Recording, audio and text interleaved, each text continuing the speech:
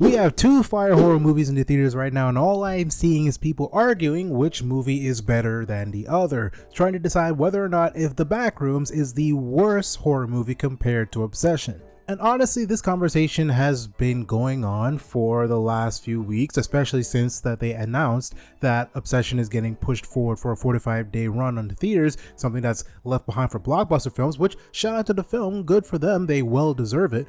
But The Backrooms has recently come out, and a lot of people are leaving their reviews talking about how Obsession is better than The Backrooms, and Backrooms is quote-unquote terrible. Now, I watched the Backrooms film on the day of release, and I'm going to tell you this right now. I enjoyed the Backrooms. Now, is it better than Obsession? I will never say yes or no. The reason why is because they are completely different horror films in different subgenres. Obsession is taking the simple concept of be careful what you wish for and putting it in a horror spin, and it does it very, very well, taking multiple characters and putting them in a situation that applies this in a way that makes sense. The Backrooms is somewhat what you might call a psychological horror, a horror that doesn't exactly give you all of the answers in the very beginning. It introduces you to the characters at the very beginning. You're following the characters, you're not following the monster or even the concept itself. All we're giving is this. Our main character is Clark. Clark is a guy who's going through a horrible divorce or is in a divorce and is not exactly going through a very happy time in his life. And of course, he's completely and utterly frustrated. Hence, that is why he is going to a therapist. This man's life has completely been turned upside down because of the divorce of his wife. He is forced to live inside of the furniture store that has become nothing more than a money pit for himself. And all he wants is peace in his life, to find a place where he belongs. Because at this moment in time, he feels like he doesn't belong anywhere and he's just trying to force himself to live in a scenario where he knows he's not okay. And then of course the concept after that is that he accidentally finds the Backrooms and he decides to adventure into it. Then we get a deeper dive into his character after he adventures into the Backrooms. He becomes this guy that literally has become obsessed with the very concept of the Backrooms. He dives in using his architect background and using that knowledge to just try and see if he can map it out, trying to think that it's something safe and it's just something new that he just wants to explore, finds a place that he might find some solace in. And of course he decides to bring other people in thinking that it might be safe, and of course it ends up being bad. And after that point, you can see that this man devolves into something worse than he already was, or something that he already was before he went into the Backrooms. Now, I'm going to say this right now. Is The Backrooms the most perfect film? No, it's not. There are some points that I do believe that it could have improved, like some of the dialogue and some of the plot points in the latter end of the film, especially at the last half. But granted, it literally is still a very enjoyable movie. When I left the movie, I was thinking about all the possible things that can come from it. There's a lot of implications throughout the movie that they don't tell you that you can figure out on your own when you're looking at the film. But then I'm seeing a lot of these opinions of a lot of people saying that this movie is bad because it has no plot, it has no structure, it has no horror, it's not scary, all these different things. And I'm trying to understand, what did they expect to come from?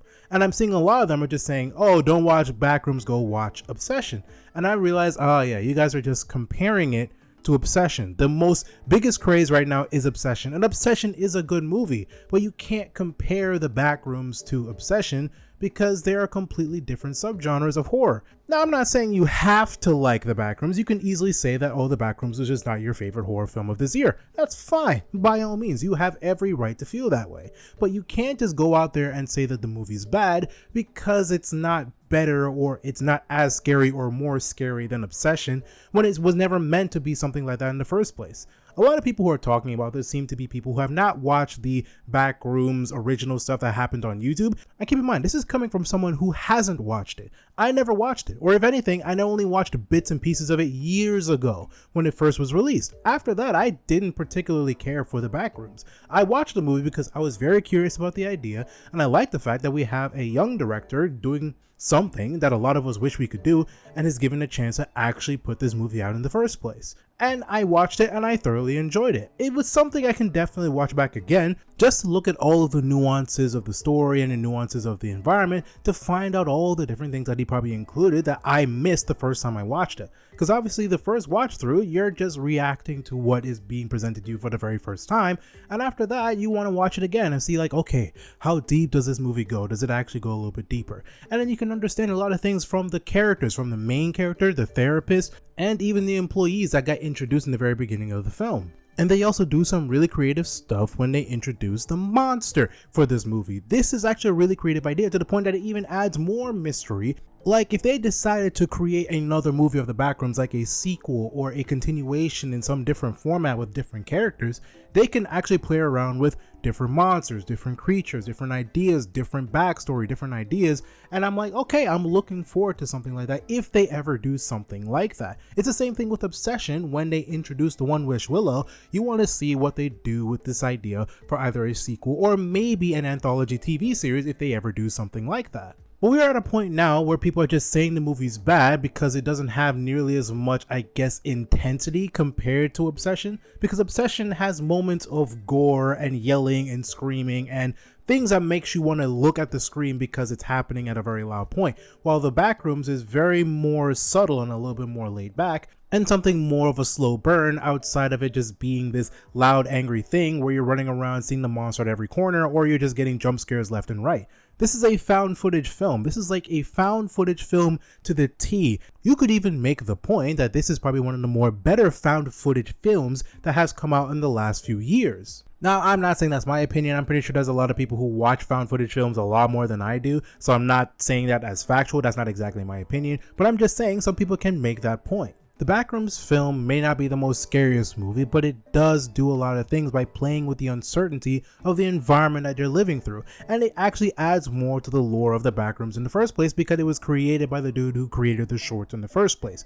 And bro knew what he was talking about. And based on how it was explained in the latter end of the film, it made my mind go crazy. I'm like, oh wait, that means they can still play with the idea that was from the original Backrooms content where there was other monsters and there's other people with different scenarios and there's completely different rooms as you go deeper into the realm.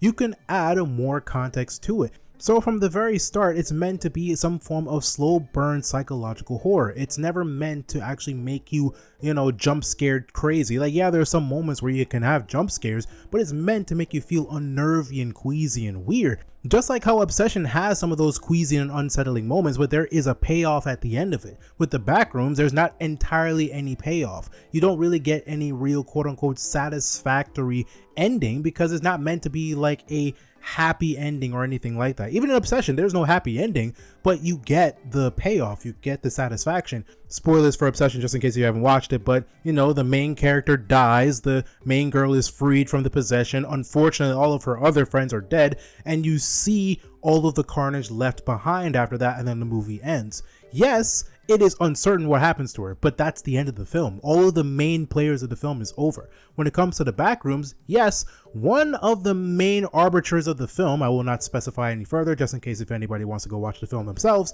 has had an end in the film. There is still more uncertainty behind it. You don't get any satisfaction and the unsettling feeling remains with you. So I'm just going to say this now, if you are comparing the Backrooms and Obsession together, you really do need to look into the idea of just trying to just enjoy the film and actually break down what you like about this film and what you disliked about this film. One does not need to be quote unquote better than the other. Yeah, if you're trying to play around with the idea of saying like, oh, I feel like this film is better just because of X, Y, and Z compared to this film who has done these things good, but it's not entirely a fair comparison if they are not meant to be compared in the first place. It's not like the same thing when you're trying to compare, say, the Iron Man movie compared to Captain America.